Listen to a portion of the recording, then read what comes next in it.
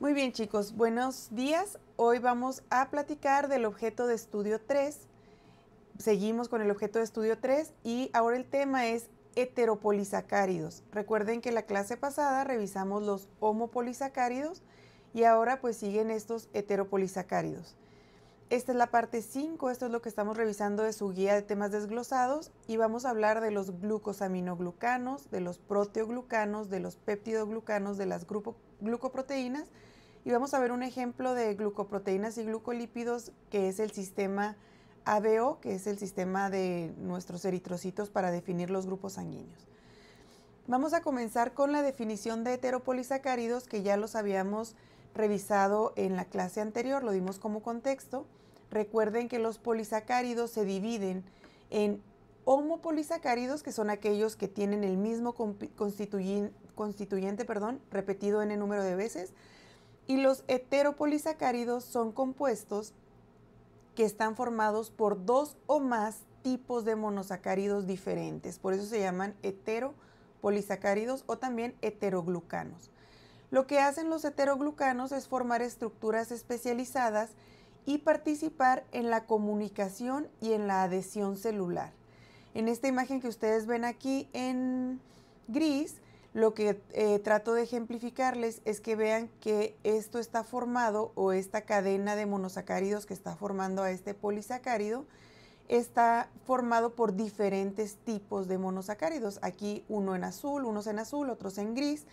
Pero esto es lo que caracteriza entonces a los heteropolisacáridos, que no solo son el mismo monosacárido repetido tantas veces. Dentro de los ejemplos que vamos a revisar en la clase están los glucosaminoglucanos, que seguramente ustedes también los han encontrado mencionados como GAGs. Y en los ejemplos de estos son el ácido hialurónico, el sulfato de condroitina, el sulfato de heparina, la misma heparina. También los peptidoglucanos, que son estructuras de la pared celular de las bacterias. Y también están las glucoproteínas y los glucolípidos que están presentes en las membranas celulares y que son claves en la señalización y reconocimiento celular. Entonces, en este orden los vamos a ir revisando a lo largo de estas diapositivas y pues nos va a quedar un poco más claro el por qué forman parte de estos heteropolisacáridos. Vamos a empezar con los glucosaminoglucanos, ¿ok? Los GAGs son grandes complejos de heteropolisacárido que se caracterizan porque tienen cargas negativas y estos forman parte de unas moléculas que son importantes para nosotros que se llaman proteoglucanos y que tienen hasta alrededor de un 95% de hidratos de carbono. En esta clase a mí me interesa que ustedes puedan distinguir de los tipos de biomoléculas que en términos de su nomenclatura se parecen mucho porque refieren a que la estructura contiene tanto proteínas como carbohidratos. ¿A qué voy con esto? Estamos diciendo que los GAG forman a los proteoglucanos. Si se fijan, proteoglucanos me indica la palabra que tiene proteínas y que tiene glucanos. Pero también vamos a ver a las glucoproteínas, que si ustedes también sacan o encuentran la lógica de este nombre de estas moléculas, pues también me van a decir, no, pues es que también tiene glucanos y tiene proteínas. Pero hay una diferencia entre ellos que se da en el contexto de cuánta proteína y cuántos carbohidratos tiene cada una de ellas, de estas dos moléculas que se llaman proteoglucanos y glucoproteínas y que ambos contienen carbohidratos y proteínas. Entonces estos dos parrafitos que ustedes ven aquí nos explica eso. Dice, los proteoglucanos tienen un 95% de hidratos de carbono. Y aquí les pongo en rosa esta comparación que también nos la hace el libro de Ferrier desde el inicio. Si en comparación con las glucoproteínas, estas glucoproteínas están formadas principalmente por proteínas con cantidad variable pero generalmente menor de hidratos de carbono. Entonces, glucoproteínas tienen poquitos carbohidratos y los proteoglucanos tienen muchos carbohidratos. Dentro de las funciones de estos glucosaminoglucanos que van y forman parte de los proteoglucanos es tener una capacidad reconocida por unir grandes cantidades de agua, lo cual les permite formar esa matriz gelatinosa que es la sustancia fundamental del organismo. Entonces, en esta matriz, que posteriormente, cuando se combina con otras moléculas como el colágeno, la elastina y la fibrilina, y con otras proteínas adhesivas como la fibronectina, conforman lo que nosotros conocemos como matriz extracelular. Estas glucosaminoglucanos pues sirven como soporte flexible al interactuar con estas proteínas estructurales y adhesivas, y también actúan como un tamiz, o como un tamiz quiere decir como una coladera, pues, un tamiz molecular que influye en el movimiento de los materiales a través de la matriz extracelular. Es como un filtro, un tamiz. Los glucosaminoglucanos son responsables también de la viscosidad y de la lubricación de las secreciones mucosas, y debido a esta propiedad anteriormente se les conocía como mucopolisacáridos. Entonces, en textos anteriores que ustedes puedan revisar, pues se van a dar cuenta que les nombran mucopolisacáridos. Esta imagen que ustedes ven aquí a la derecha, yo se las puse para que ustedes contextualizaran la ubicación en donde mayormente reconocemos a los glucosaminoglucanos. ¿Alguien tiene alguna pregunta? ¿No? Ok. Bueno, nosotros normalmente los ubicamos en las regiones articulares. Esta es la representación de una rodilla que se va amplificando cada vez más para mostrarnos cómo en esta organización de la matriz del cartílago tenemos al condrocito, que es la célula del cartílago, y cómo este está formando los proteoglucanos, y cómo este proteoglucano, si lo amplificamos más, podríamos nosotros identificar los glucosaminoglucanos. Este CS quiere decir sulfato de condroitina, que es un tipo de glucosaminoglucano. Este es sulfato de queratán, este es ácido hialurónico. Y ahora le voy a hacer el recorrido al revés. Entonces, los glucosaminoglucanos forman parte de los proteoglucanos. Los proteoglucanos son parte de este ensamblaje de la matriz del cartílago. Por supuesto que esto está en los condrocitos, que son las células del cartílago, que permiten la organización de esta estructura que es el cartílago, que finalmente le da las propiedades que reconocemos nosotros en las articulaciones. Bueno, cuando hablamos de la estructura de los glucosaminoglucanos, nosotros debemos de ubicarnos nuevamente en que son heteropolisacáridos y que por lo tanto van a estar compuestos de dos o más diferentes tipos de monosacáridos.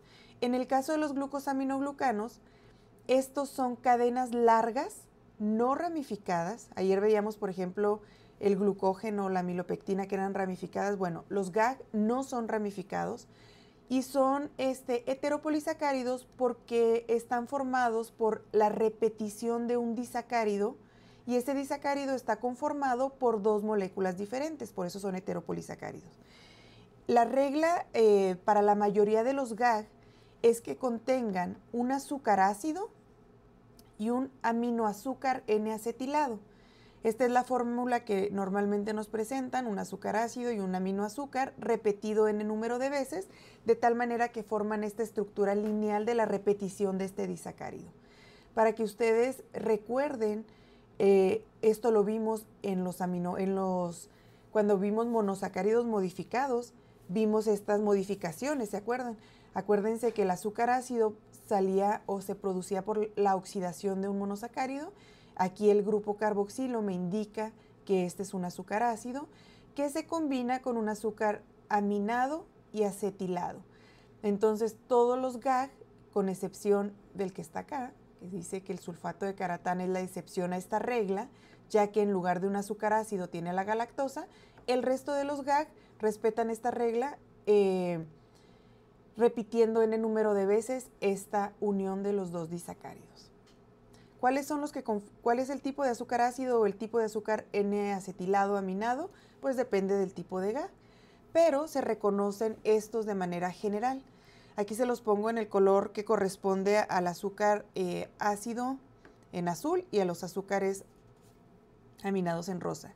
Los azúcares ácidos que están presentes en los GAG pueden ser el ácido D-glucurónico o su epímero, un isómero en el carbono 5, que es el ácido L-hidurónico. Ustedes pueden ver aquí la estructura del ácido glucurónico y aquí del ácido hidurónico. Si se fijan, la diferencia es que en el carbono 5 pues tiene la posición de este carboxilo hacia arriba y aquí hacia abajo o hacia adentro. Entonces estos son los tipos de azúcares ácidos presentes en los GAG. Con respecto a los aminoazúcares, estos pueden ser de glucosamina, como el ejemplo que está aquí es la glucosa aminada, o también puede ser la D-galactosamina. Y generalmente su grupo amino está además acetilado, lo cual elimina su carga positiva, porque los grupos amino tienen carga positiva, pero los GAG, si se acuerdan en la diapositiva anterior, dice que se caracterizan porque tienen cargas negativas. Entonces, cuando está presente la glucosamina o la galactosamina, normalmente se acetila para que le ofrezca esa carga negativa. Pero además, la carga negativa de los GAG se da por la adición de sulfatos, porque los sulfatos tienen carga negativa, y esto puede ser en el carbono 4 o 6 o en el nitrógeno si no estuviera el nitrógeno acetilado. Entonces, gran parte de la carga negativa que tienen estos GAG se presenta en esta estructura del aminoazúcar que está formando parte de ese disacárido que se repite muchas veces para poder formar la estructura lineal de lo que nosotros conocemos como un glucosaminoglucano. Nos dice también acá que la carga negativa de los GAG pues son los grupos carboxilos que están en los azúcares ácidos, estos acuérdense que tienen carga negativa, los grupos sulfato que se adicionan a los aminoazúcares y gracias a estos pues tienen fuertes cargas negativas a pH fisiológico, que es una de las características elementales de los glucosaminoglucanos. Cuando hablamos de la relación entre esta estructura y la función de los GAG, nosotros reconocemos que la carga negativa les permite gran parte de esta función. Nos dice que debido a su alta carga negativa, los glucosaminoglucanos tienden a extenderse en solución adoptando estructuras lineales y repelentes entre sí. Acuérdense que esta regla de que las cargas iguales se repelen y las cargas contrarias se atraen, pues aplica también en las biomoléculas.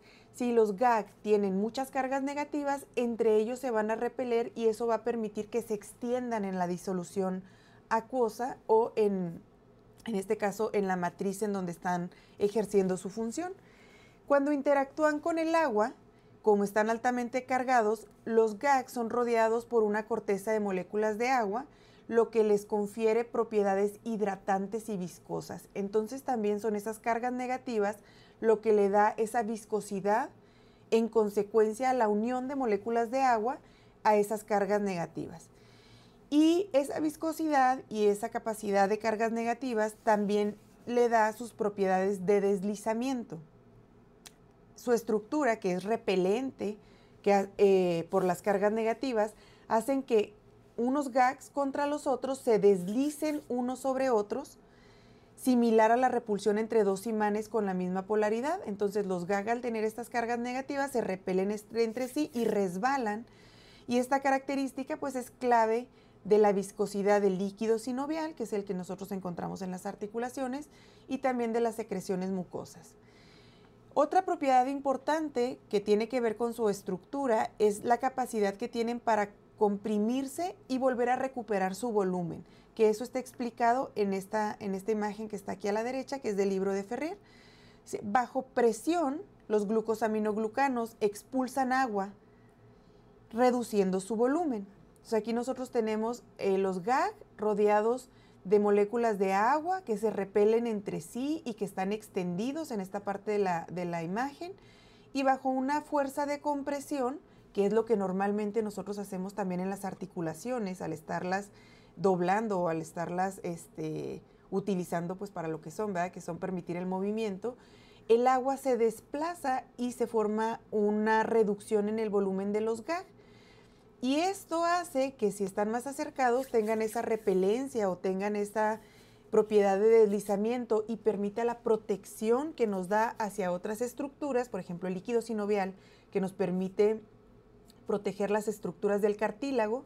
Bueno, con esta compresión los GAG hacen ese desplazamiento y protegen a que haya daño mecánico en las articulaciones. ¿Qué pasa cuando ya se libera la presión? Pues las moléculas de agua vuelven a integrarse y a formar esta malla, que es igualita que la que está acá arriba, de los GAG ya hidratados. Es decir, recuperan su volumen original y gracias a la repulsión, esto lo hacen gracias a la repulsión de las cargas negativas. Y este mecanismo de compresión y de relajación es esencial en la elasticidad del líquido sinovial y del humor vítreo del ojo. ¿Tienen alguna pregunta entre la relación de cómo la estructura de los GAG le permiten su función?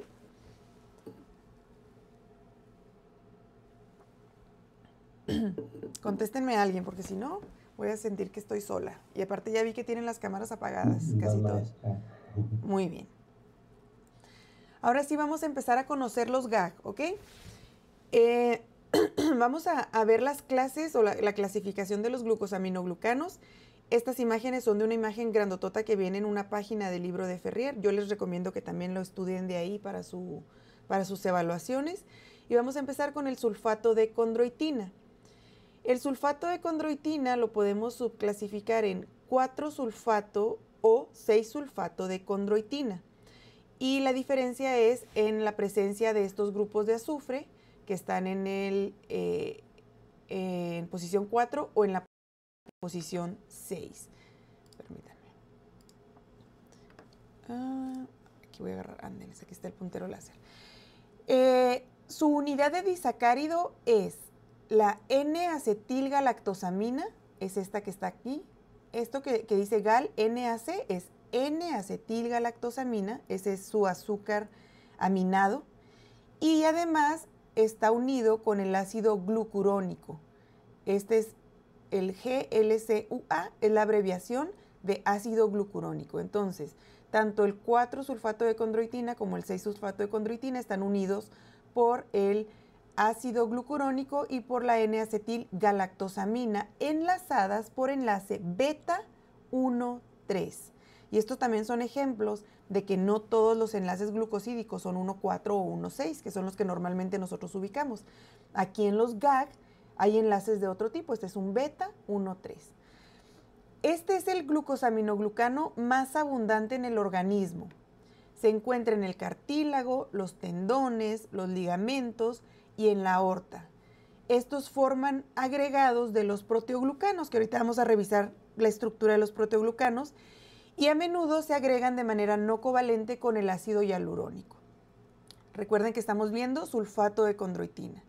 En el cartílago se unen al colágeno y mantienen las fibras en una red apretada y fuerte. Entonces, nuevamente, sulfato de condroitina formado por el ácido glucurónico y la N-acetilgalactosamina enlazadas por beta 1,3 y pueden estar sulfatados en el carbono 4 o en el carbono 6 del azúcar aminado.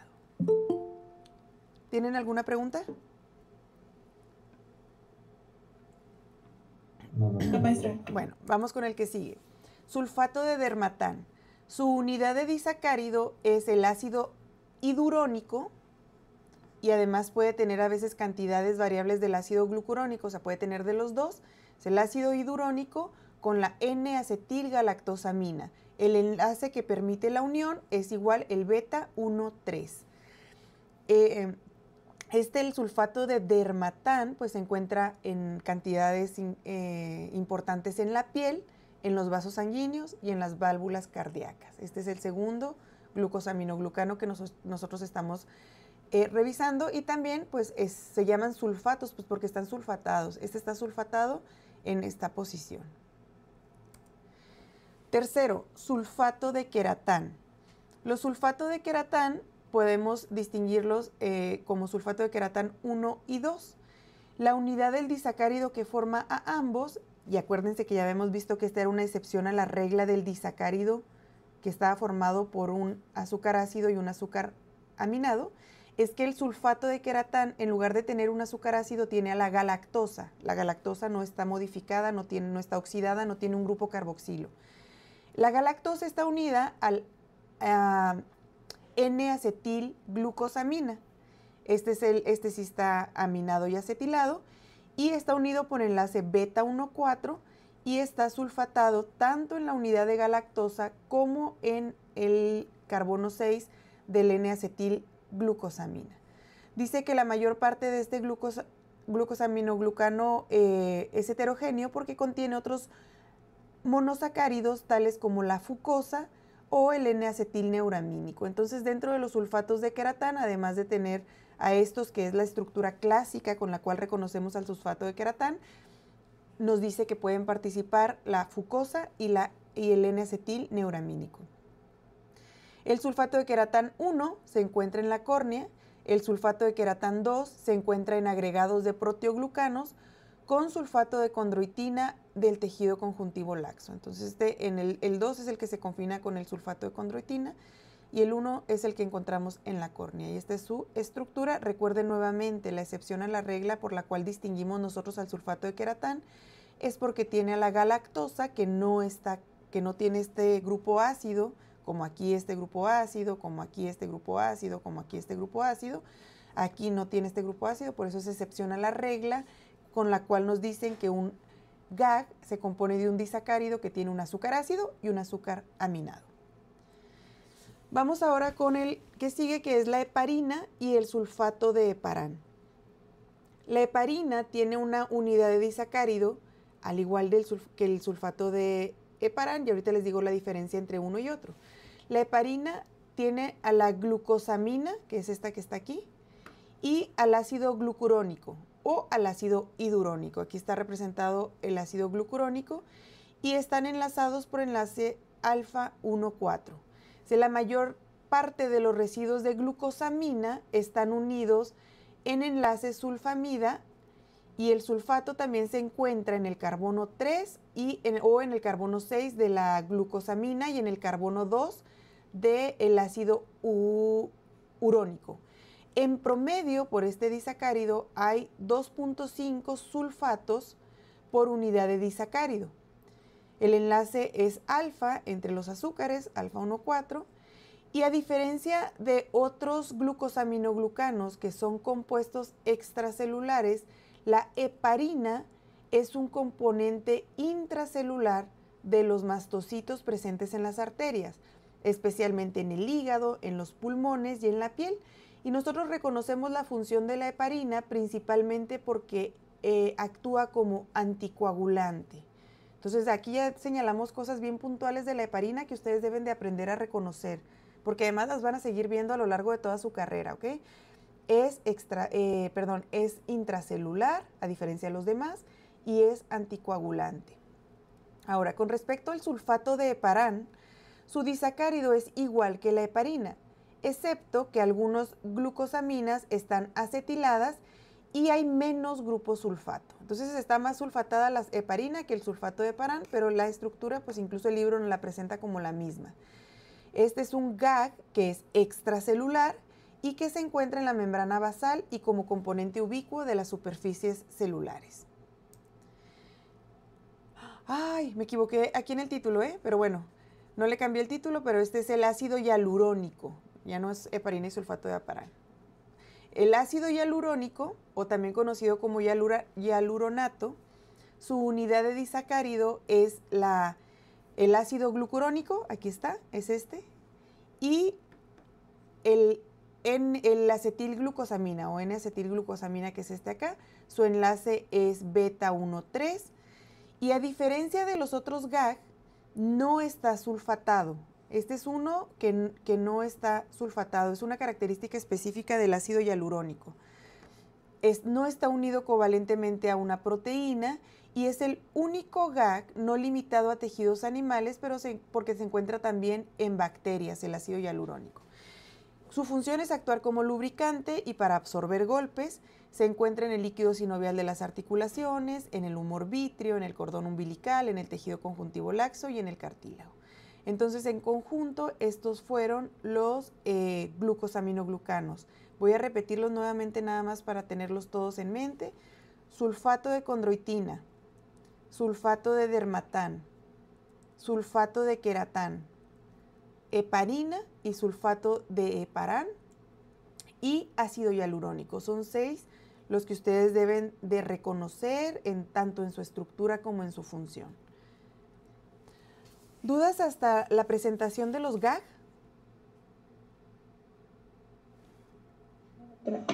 Ok. No. Bueno. Es Excelente. Los GAG dijimos entonces que estaban formando en su mayoría componentes que se llaman proteoglucanos. Entonces vamos a empezar a explicar qué son los proteoglucanos. Los proteoglucanos se encuentran en la matriz extracelular y en la superficie celular.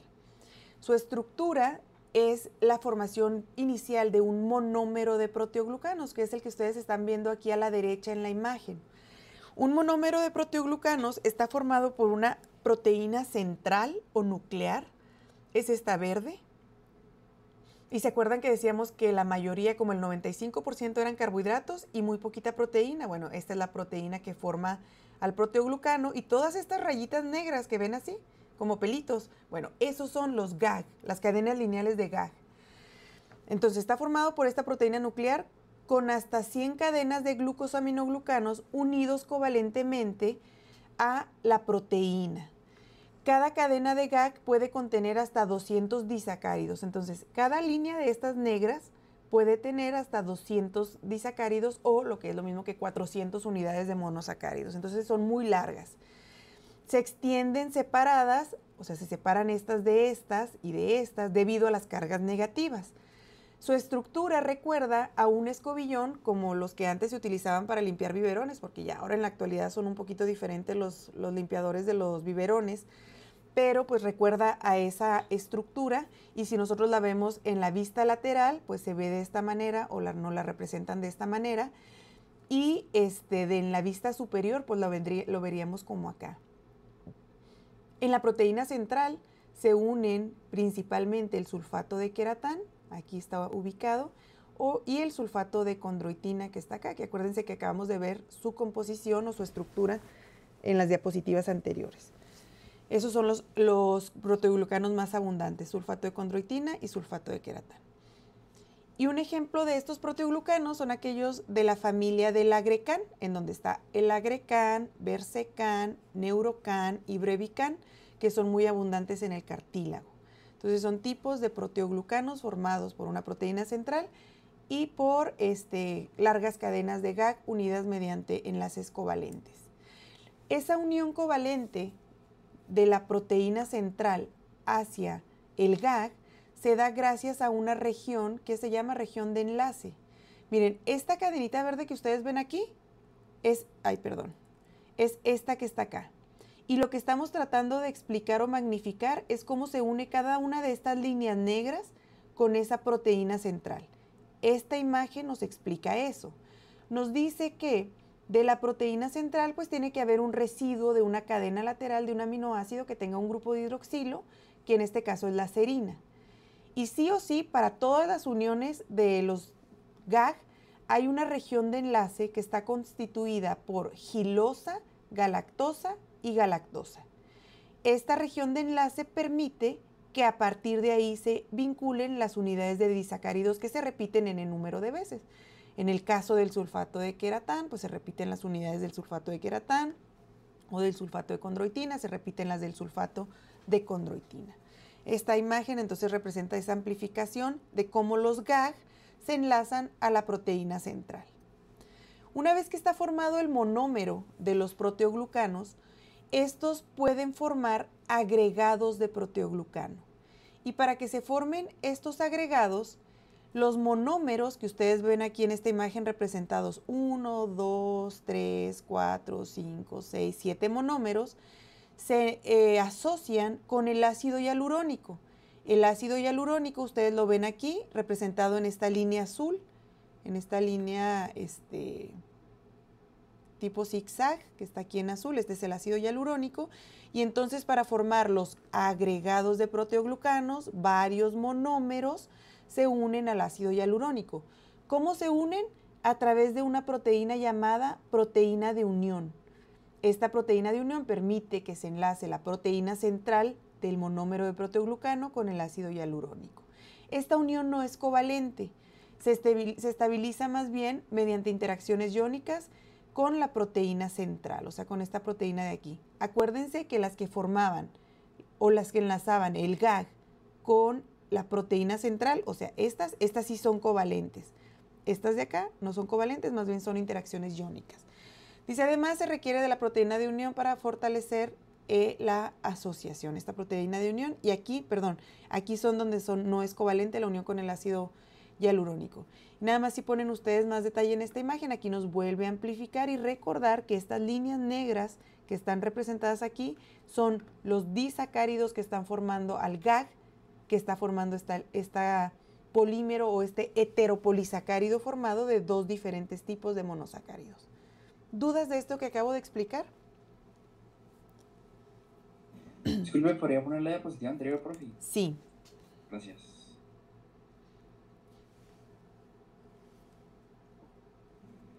Ya está bien, gracias. De nada. Muy bien. Con esta diapositiva vamos a terminar los proteoglucanos, que estamos tomándolos como explicación de los heteropolisacáridos, porque en los GAG hay muchos heteropolisacáridos.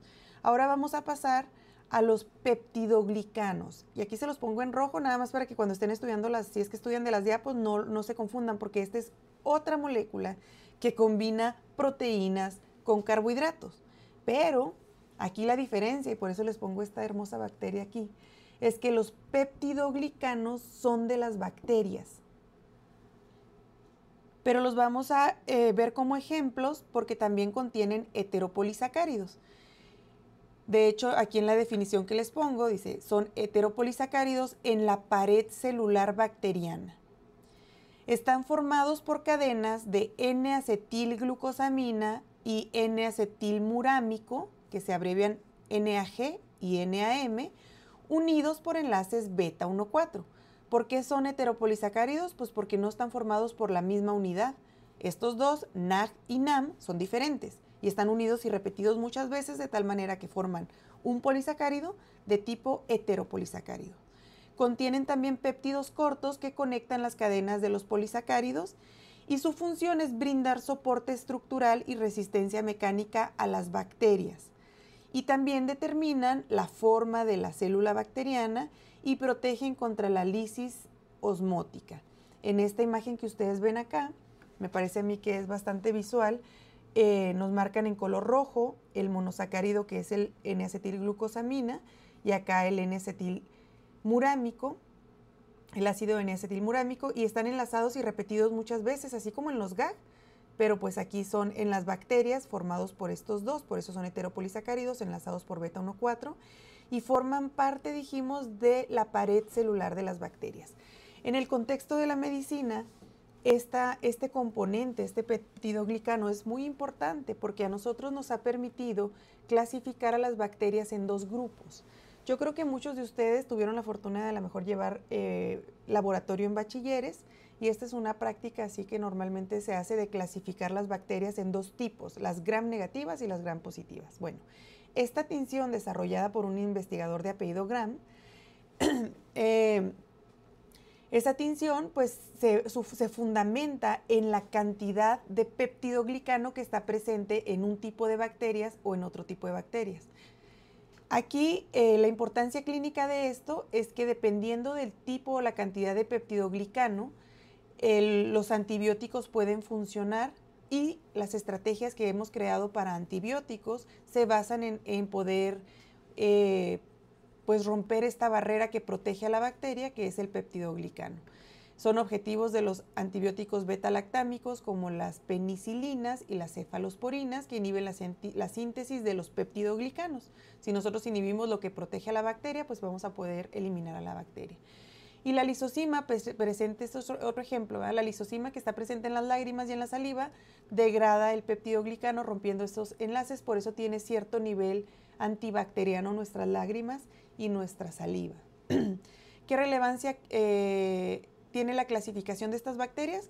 Pues bueno, nosotros tenemos las famosas gram positivas que tienen una capa gruesa de peptidoglicano, como hasta de 40 capas, mientras que las gram negativas tienen una capa delgada de peptidoglicano entre la membrana externa y interna.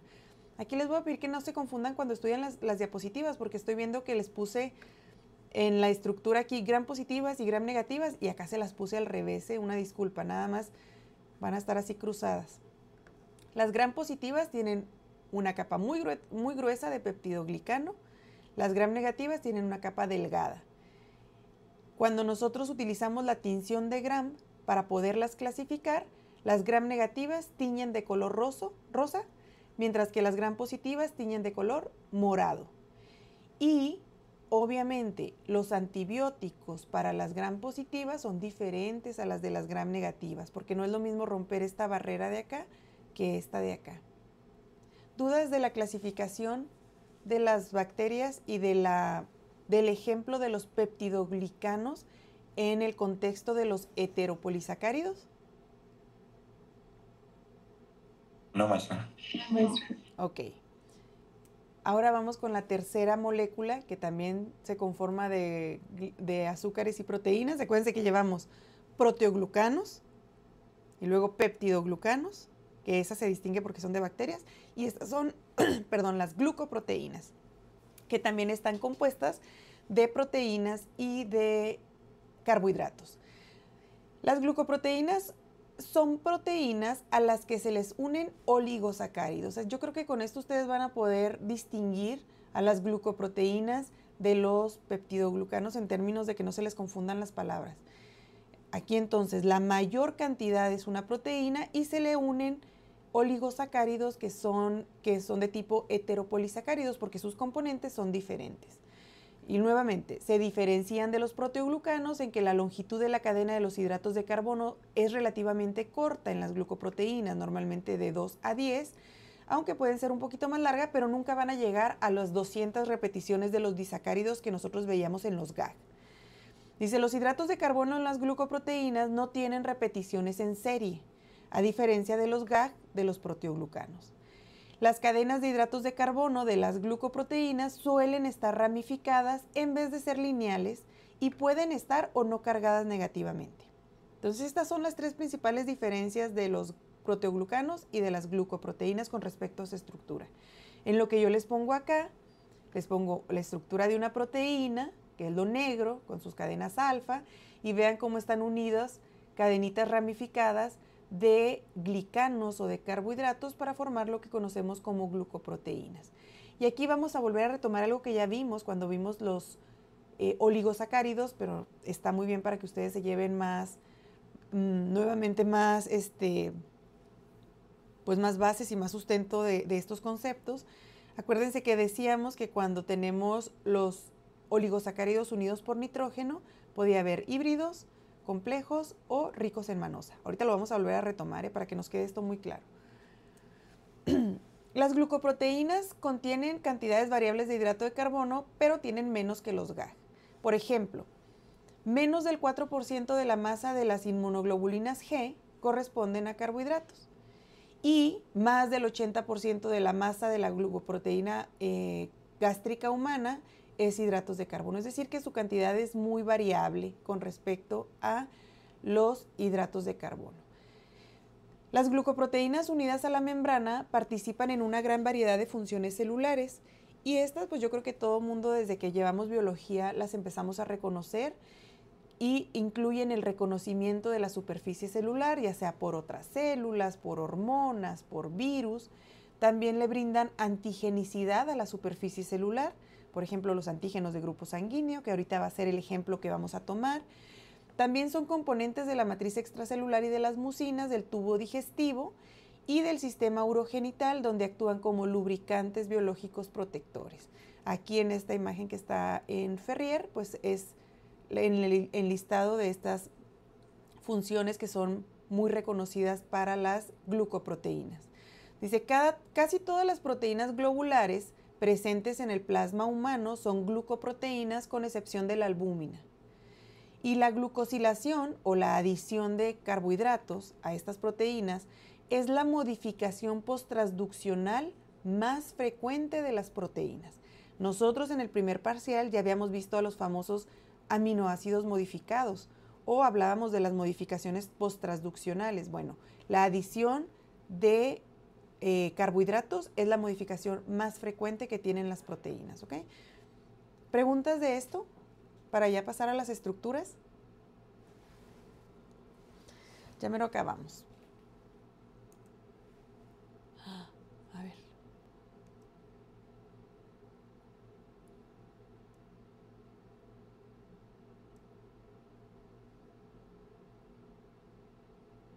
Ok, yo creo que aquí se me perdió la imagen, pero se las explico con la que sigue.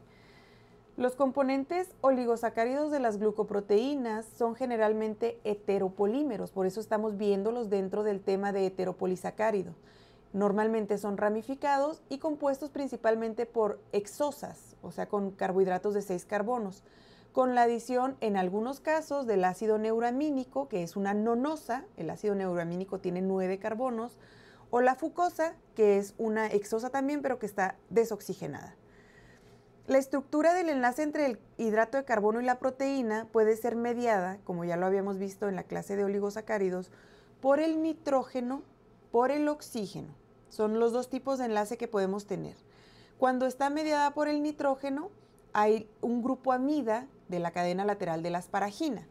Y cuando está unida por oxígeno, tiene que haber un grupo hidroxilo en la proteína, que puede ser de la serina o la trionina. Nos pone aquí que el colágeno, o que en el colágeno, recuerden que también lo decíamos ayer, el oxígeno por el cual se une la galactosa o la glucosa, lo da la hidroxilicina. En lugar de la serina y trionina, bueno, aquí un aminoácido modificado, que es la hidroxilicina, brinda ese hidroxilo para que se puedan unir monosacáridos en la estructura del colágeno. Y ahora sí vamos a empezar a revisar sobre los de enlace O y de los enlaces N. Dice, una glucoproteína puede contener solo un tipo de enlaces glucosídicos N u O también hay unas que pueden tener tanto los N como los O. O sea, no quiere decir que solo de uno. Hay veces que solo tienen uno, pero hay veces que pueden tener los dos. Los unidos por O pueden tener uno o más desde una gran diversidad de azúcares organizados en un patrón lineal o ramificado. Se encuentran en glucoproteínas extracelulares o como componentes de las glucoproteínas de membrana. Ejemplo, los oligosacáridos de enlace O en la superficie de los eritrocitos proporcionan los determinantes de los tipos sanguíneos A, B, O de los grupos sanguíneos. Y los de N, nuevamente, hay que recordar que tenemos 3 posibilidades de aquellos que se unen a través de la asparagina, que son los complejos, los ricos en manosa y los híbridos. En estas imágenes que ustedes ven acá al lado derecho, aquí arriba está la unión por un enlace O glucosídico gracias a la cadena lateral de una serina o de una treonina, aquí está, y cómo se empieza a unir el oligosacárido a la proteína. Y acá nos representa el N-glucosídico mediado de la asparagina. Y nuevamente, aunque se los voy a presentar otra vez enseguida, estos, los N, que aquí está, miren, asparagina, asparagina, asparagina, pueden ser ricos en manosa, complejos o híbridos. Los complejos, en estos que son unidos por nitrógeno o los que están unidos a través de la asparagina, contienen diversos grupos, por ejemplo, en la L-acetilglucosamina, la N-acetilgalactosamina, la fucosa o el ácido N-acetilneuramínico, abreviado como NANA. Mientras que los ricos en manosa, pues contienen principalmente manosa. Si ustedes ven aquí la comparación que hace el libro de Ferrier, no nos pone el híbrido, pero nosotros sabemos que el híbrido tiene un bracito complejo y un bracito rico en manosa. Pero nos dice entonces que los complejos pues tienen la participación de alguno de estos monosacáridos y que los ricos en manosa tienen alta presencia de manosa, pero además nos señala que también hay una región de un pentapéptido, aquí en azul, que permite la unión entre ya lo que reconocemos como el oligosacárido complejo o rico en manosa, y esto está formado por manosas y N-acetilglucosaminas. Entonces este es igual de acá. Esta manosa puede estar reemplazado por N-acetilglucosamina y esta N-acetilglucosamina también puede ser fucosa. ¿Dudas con respecto a la estructura de los oligosacáridos en las glucoproteínas? Muy bien. Entonces ya nada más vamos a tomar el ejemplo de el sistema ABO como ejemplo de las glucoproteínas con oligosacáridos de tipo heteropolisacáridos, que es lo que estamos revisando en la clase de hoy. Dice, el sistema ABO se basa en diferenciar los oligosacáridos unidos a proteínas o a lípidos en la membrana de los eritrocitos. Nosotros les llamamos antígenos A, B y O y están determinados por la presencia o ausencia de azúcares específicos unidos a oligosacáridos con enlace O glucosídico. Ustedes yo creo que reconocen y todos debemos de saber nuestro grupo sanguíneo, el A, el B, el AB y el O. ¿Qué distingue en la superficie del eritrocito a cada uno de los grupos sanguíneos? Pues es la presencia de un tipo específico de monosacárido, que en este caso está representado con una esferita rosa, un rombo verde o sin esferita en el caso de la O. Estas rayitas que ustedes ven aquí es un oligosacárido. No quiere decir que el grupo O no tenga presencia de oligosacáridos de superficie, lo único que sí es que no tienen antigenicidad. En cambio, A tiene la presencia adicional de un monosacárido que le da antigenicidad. El grupo B tiene un monosacárido diferente que le da antigenicidad. Los del grupo AB pues tienen los dos antígenos, el A y el B. Y los del O sí tienen el oligosacárido, pero no tienen adicional un monosacárido que les da antigenicidad. Acuérdense también que los del grupo A generan anticuerpos en su plasma contra B. Los del grupo B generan contra A, los de AB contra ninguno, y los del grupo O generan tanto contra A como contra B. Y aquí está ya especificado el antígeno A, el antígeno B, el antígeno A y B. Y aquí nuevamente no quiere decir que no tengan como tal el oligosacárido en la superficie, pero no tiene antigenicidad. Recuerden también que esto es el fundamento de la compatibilidad o del grupo mayor de compatibilidad para la transfusión sanguínea. Y yo creo que ustedes todos han escuchado que los del grupo A pues pueden recibir sangre de los del grupo A o de los del grupo O. Los del grupo B pueden recibir del grupo B o del grupo O. Los del grupo AB pues pueden recibir AB y O, y los del O pues no pueden recibir más que del tipo O. La razón es porque aquellos que tengan, si alguien del grupo O recibe sangre del grupo A, va a tener, vamos a tener, o los que somos del grupo O, anticuerpos contra A y B, y en el momento en que recibamos eritrocitos de A o de B, pues vamos a alisar esos eritrocitos por la presencia de estos antígenos. El que tiene de grupo A tiene antígenos contra B, entonces no puede hacer una transfusión del grupo B porque va a tener reacción contra estos eritrocitos y los va a alisar. Bueno, esto ustedes lo van a ver seguramente con más detenimiento cuando lleguen a la clase que les explique esto, pero aquí nos estamos enfocando en que ustedes reconozcan esto. Y esto que está aquí representado con el rombito o con la esferita no es así de sencillo. Es la simplificación de lo que está ocurriendo realmente en la membrana de los eritrocitos. Esta imagen, a pesar de que no es como la más acercada a la realidad, nos permite identificar lo que pasa o lo que hace diferente a un antígeno en la superficie de A, de B, de AB, y lo que ocurre en el grupo A, perdón. Entonces, todos tienen oligosacáridos en la membrana. Véanlos, todos los eritrocitos tienen oligosacáridos en la membrana. Esos oligosacáridos tienen presente la molécula, espérenme,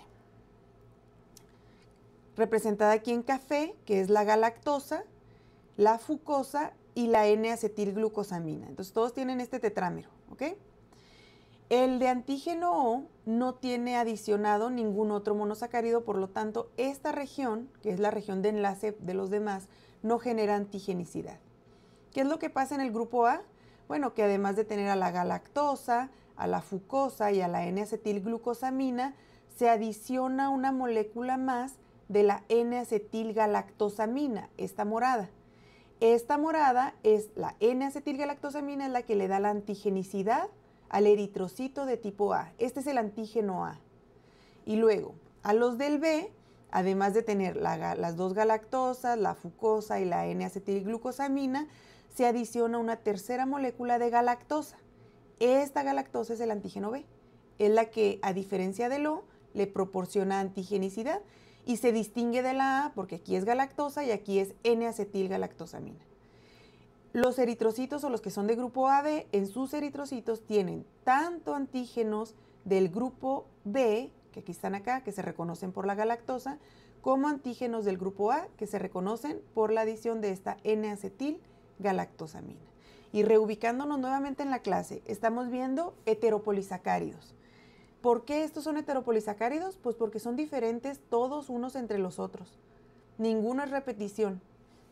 Y acuérdense que ya fuimos desglosando en la clase que en las glucoproteínas, las proteínas de la superficie de las células se unían con oligosacáridos. Este es un oligosacárido ramificado. Y en el caso de los eritrocitos es a través de un enlace mediado por oxígeno. Es un enlace O-glucosídico. ¿Tienen alguna duda de